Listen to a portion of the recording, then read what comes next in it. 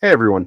Um, this is a little bonus episode following up on the previous one about flat Earth, going more into detail about it. This is just a thought experiment kind of a thing, um, answering the question of why people, again, good people, people who were hurt by the world. As I mentioned at the beginning of the prior episode, a lot of people who get into flat Earth are there because they've been hurt by the world. I understand that. I understand wanting to look at the world and being told that it's science versus God and choosing God over the modern world. I understand the allure of it. But I want to talk about why people stay in it after I point out in the prior episode again, it requires a lot of lying and slandering. It is theologically damaging because you do end up having to judge scripture instead of allowing scripture to judge you. You have to control how verses are interpreted because, again, as I mentioned, the model of flat earth that was created by Samuel Rowbotham, socialist cult leader and con man, is not the kind of uh, world format that the Old Testament writers had in mind, or even the New Testament writers, right? This is what they had in their head. Again, I will say this 1,000 times and 1,000 times more. The Bible doesn't teach a flat earth, but it was written by people who had this set up in their head.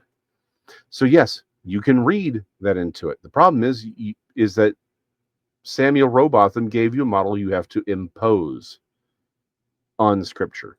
And so yes, it means you have to twist the scripture. So it's very easy to say, well, hold on. If you're having to lie and you're having to slander and you're having to twist the scripture, why would anyone stay within flat earth? What's the appeal? And this is ultimately why, and I wanted to make certain I made this very clear. The reason I find modern flat earth so destructive is that it is a cult that appeals to pride. You take someone who's been hurt by the world. I understand that hurt. And you say, here's this thing that you can hold on to that shows that you love God more than anyone else. You're going to believe God more than anything else. You can reject the world and accept God. And here's your symbolic token. You believe the earth is flat, and therefore you become a better Christian. It's a cult of pride. It is prideful to say, look at how I'm better than everyone else. I believe the Bible. You don't believe the Bible because you're too scared to believe what the scriptures actually read. It's pride. The ultimate, truly destructive aspect of it is what keeps people in this cult. You become okay with lying and slandering because it allows you to say you're so much better than everyone else. Now, people say, oh, I don't know, but you do. It is a cult of pride, which is why it's very destructive. And again, ultimately, why I think it is a doctrine of devils. Pride is Satan's sin.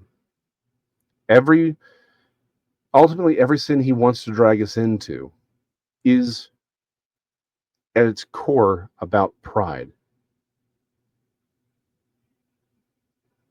Flat Earth appeals to that, and in that almost euphoria of look at how much better I am, look at how good I am. It makes you overlook the evils that you are encouraging, supporting, and very much the slander. And that's really destructive. As I said in the last episode, 1 Timothy 4:1-2, now the Spirit expressly states or says that in latter times some will depart from the faith by devoting themselves to deceitful spirits and teachings of demons through the insincerity of liars whose consciences are seared.